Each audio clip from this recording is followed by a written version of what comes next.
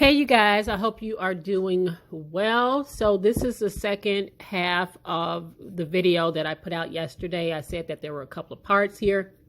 I didn't drop it yesterday because I wanted to go ahead and finish up any shopping that I had to do for my family.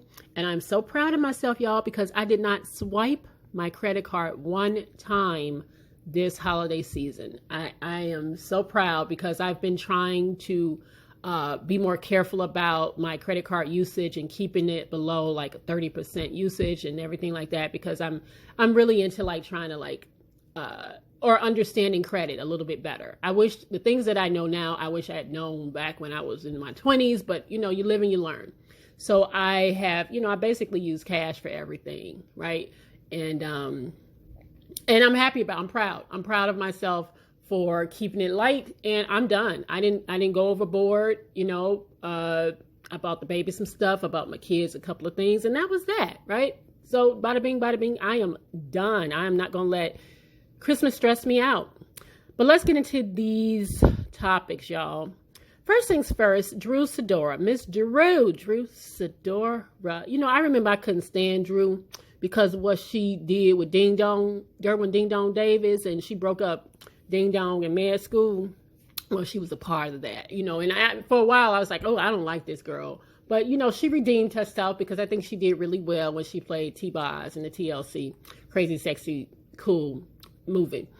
And then you have LaToya. So these are your two new, housewives, if you will. But I think that LaToya is kind of like a friend of the show. I think that Drew is a housewife, but LaToya is a friend of the show. But so far, I'm not feeling LaToya, but I'm going to give her another week or two or so because I'm feeling like she's another Kenya. I feel like she messy boots, which is right up Kenya's alley, because I think the reason why I've been underwhelmed by the last couple of episodes, because there really isn't anything going on, right? And you kind of need a Kenya. You kind of maybe need a LaToya to kind of stir some shit up. But I'm not here to really recap the episode as much as I'm here to just talk about Drew and her husband. Now, when I saw the whole setup with Drew and her husband, I said, oh, this is nice. Okay, I see the family dynamic. Drew and her husband, they've been married. She had a kid from a previous relationship. They've been married for several years. Her mother is living with her. Okay, I see the dynamic. I see where they're going. I did not see where they were going because I did not know that Drew was going to sit down with her husband and we were going to find out that this man literally left for 3 days and didn't tell her where he was. Like, if a man leaves me for 3 days, this is my husband, and he leaves me for 3 days, and I don't know where the man at, I can't get in touch. I have a problem. We have a problem.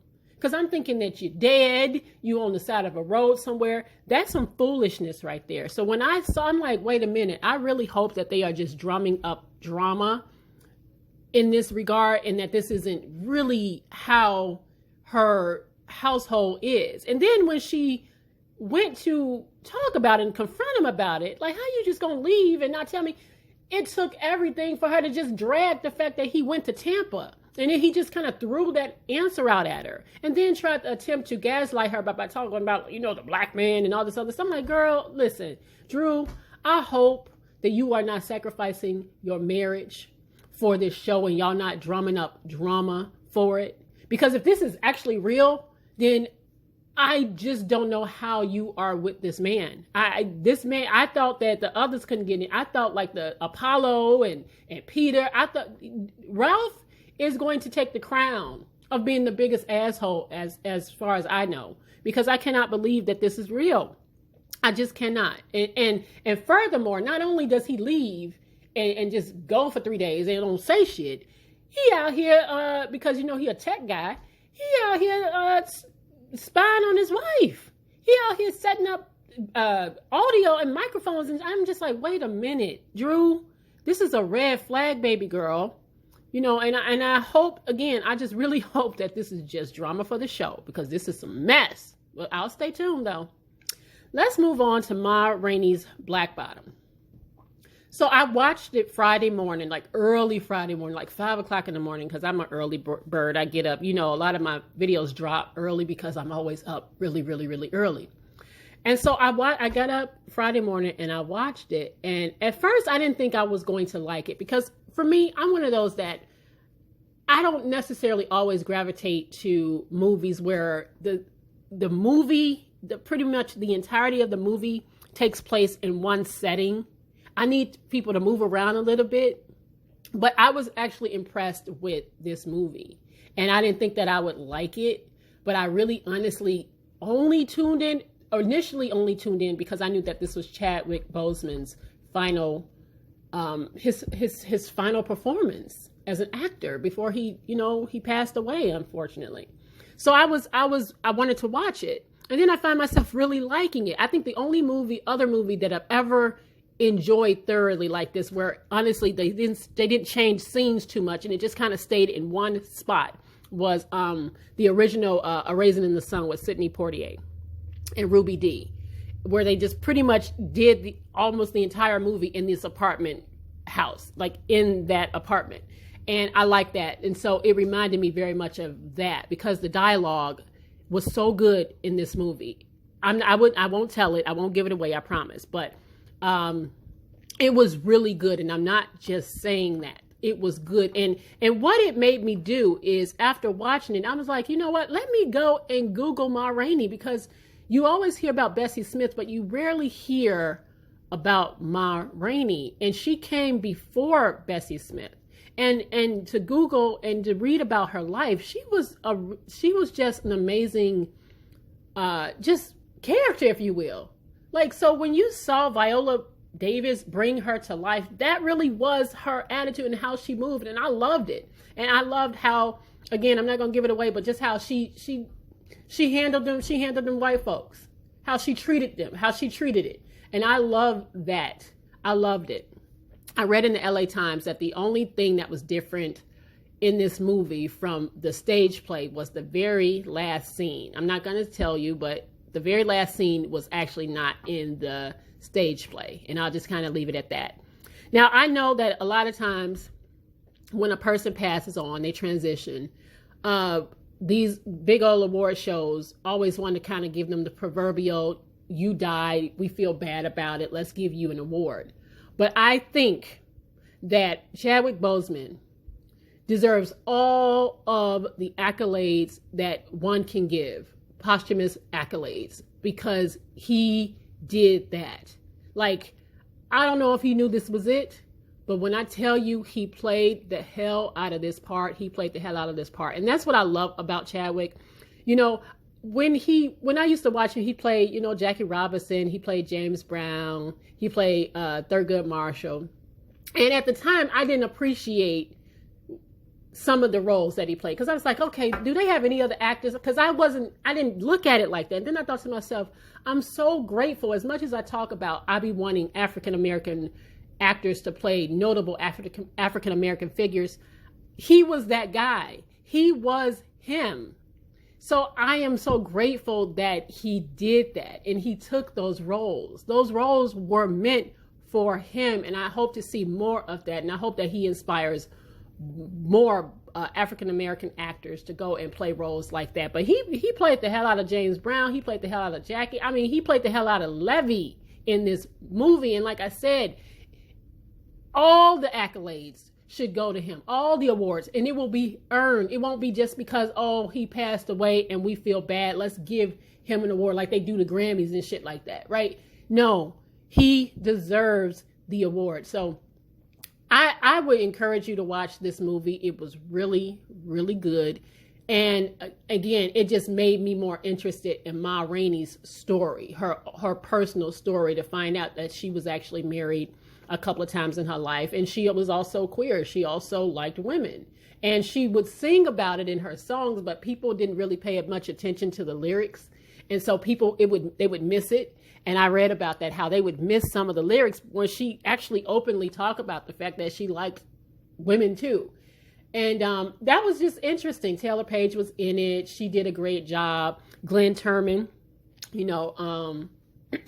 he was in it. It was just really well done. It was all well done. I can't speak enough on it. I really, really can't. And I'm glad that I watched it. So like I said, I encourage you guys to watch it if you haven't. And if you have watched it, please leave a comment down below and tell me what you thought about it, because I do think that the acting was superb.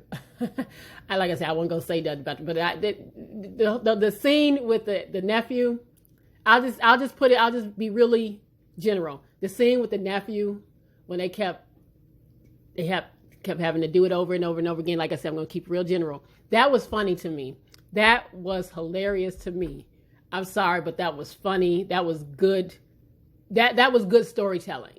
It was a lot of good storytelling in this movie. So like I said, I'm not going to try to browbeat it or just kind of like belabor the point. But the point is that, like I said, it really was an excellent film. And I do see that. I see this film winning a lot of awards. Viola, everybody did a phenomenal job. So, kudos to them. I'm glad that Netflix did this, and I'm glad Chadwick was able to, just rock his final performance.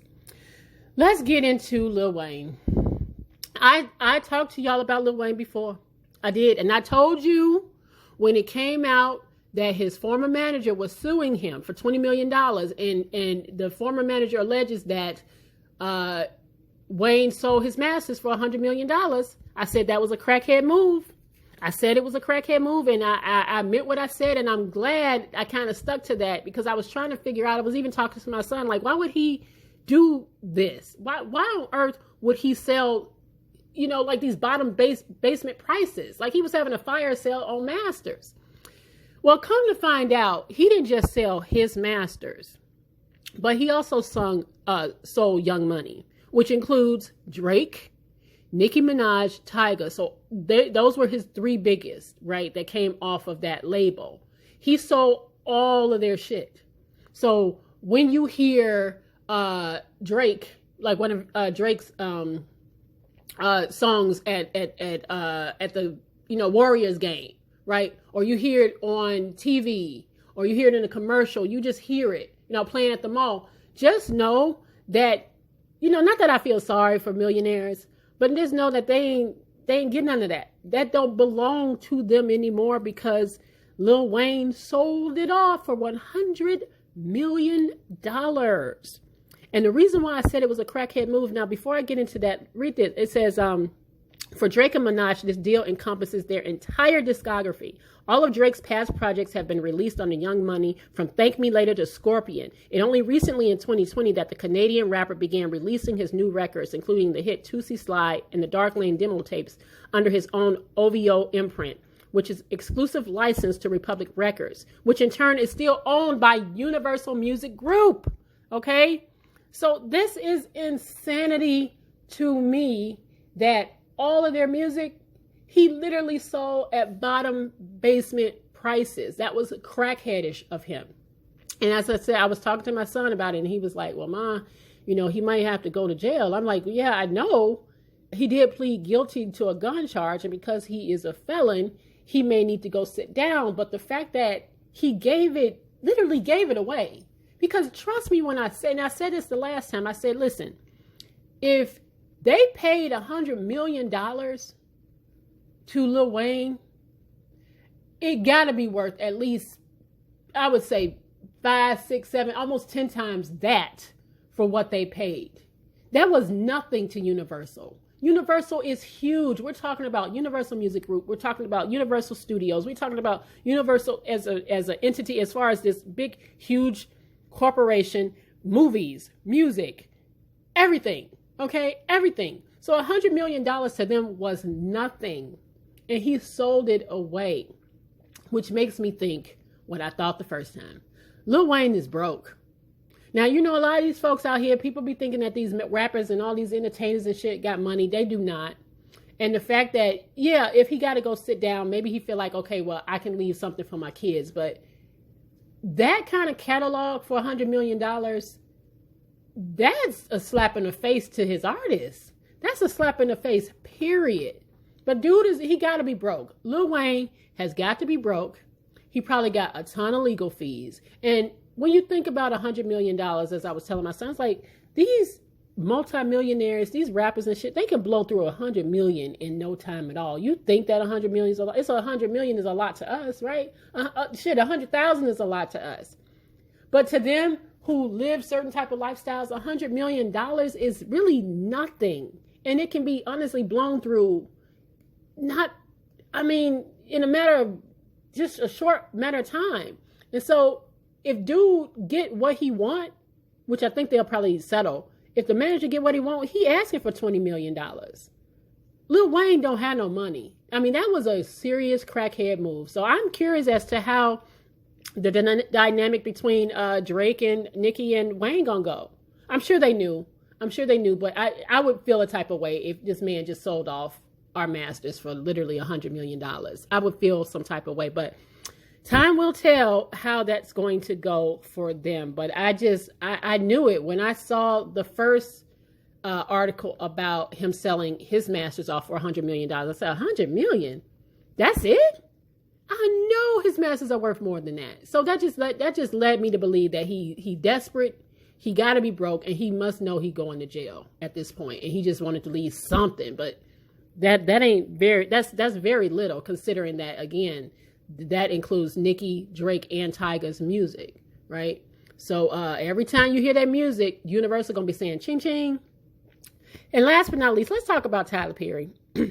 So Tyler Perry called himself posting his thirst trap the other day. He said, "This is what a midlife crisis looks like. I'm 51, single, and wondering what the next chapter in my life will look like. Whatever it looks like, I'm going to walk with God, be the best father, and continue." Well, okay, Tyler, okay. First things first, I forgot that Tyler was a father. You know, when people say that they can't keep their private lives private, I think that's a lie. Because there are certain celebrities that I honestly forgot he had a kid. I forgot. I was like, he had a 6-year-old? I thought that kid was 10. Because I honestly forgot. And then when it came back to me that he had a kid, I could remember how old the kid was. There are people's kids that we've never, ever seen. They are so private. Like, I forgot that Julia Roberts, I think, had like a set of twins, and they got to be in their 20s, and I couldn't point them out. You never saw them kids. Kerry Washington's kids. There's some celebrities that really do keep their shit private, and they just have. And Tyler has been one of those. So when he posted this thirst trap, if you will, all the ladies start flocking. They start, getting on here and kind of shooting their shot at Tyler Perry. Now, I will always see him as Medea. So, I look at him and I don't see no sexy 51-year-old, right? I mean, he is a billionaire, so money always makes somebody look a little better. They always make them look even more sexy, right? But I still see Medea. But apparently, the ladies was like, "Hey, look at this, mom." She said, "Not here to shoot my shot. I'm a cougar, LOL, but I am happy to have made it to 53. And there go the girl. Look at her daughter. "Mom." And I just love this. This was so funny to me because as soon as he posted, look at all the women shooting a shot, 42 and single, trusting God. If these women do not get the F off the internet and stop trying to get them a Tyler Perry, that shit was so funny to me. 49, living life to the fullest and trusting God's plan. Look how they keep putting trusting God and believing in God. Because you know how Tyler write. I told y'all Tyler is diabolical. And he ain't going to make it into heaven the way he write. But he will make it into heaven for all his humanitarianism. Because I tell you this, I don't like the way he write. He is the devil. And he should go straight to hell. The hottest part when it comes to how he write some of this shit. But as far as what he do for other people, he definitely, he got a ticket to heaven. He do. He really do, y'all. But look at all these girls. Look at how I'm 49 and single. Looks like my kids are out of the house and in college and I'm living my blessed life. Look how everything is trusting God, mighty blessed. All right, 54 and single. I was cracking up at all of the women flocking, and I ain't mad at him. I mean, this man a billionaire. I ain't mad at all. They trying to shoot their shot. What? But listen, every time I see Tyler, this is what I see. I didn't make this, but somebody put this on the internet, and I promise you, this is what I see. I see hello. I don't see no sexy 51-year-old man. I see Medea. So I can't see Tyler Perry any other way. I don't see it. I just can't see it. I see it. But again, $1 billion would make me see it though. I can see why $1 billion would make anybody see Tyler and not Medea. I would try. I would try, but you know, I'm just saying, I just thought it was hilarious that the ladies are out here shooting their shot and then throwing in the proverbial, I'm blessed and highly favored. You know, I'm walking with God. You know, are you? I'm trusting God's promise. Are you? Okay. I just think that is the most hilarious thing. But y'all go ahead, ladies. Y'all leave that man alone. Y'all leave that man alone. It was being reported that he just got out of this relationship with his child's mama. And I forgot that he was in a relationship. So I forgot that he was a daddy. And I forgot that he was in a relationship. Go figure. Go figure, Tyler. But good luck to Tyler Perry. Maybe one of these ladies, you know, can hit the jackpot, if you will. You know, but he seemed like he a lot. He seemed like he a whole lot. All right. But anyway, I don't really have much more to say this Sunday morning. So I hope you guys have a blessed Sunday. And I'll see you guys on the next video. Like, comment, share, and subscribe. Bye.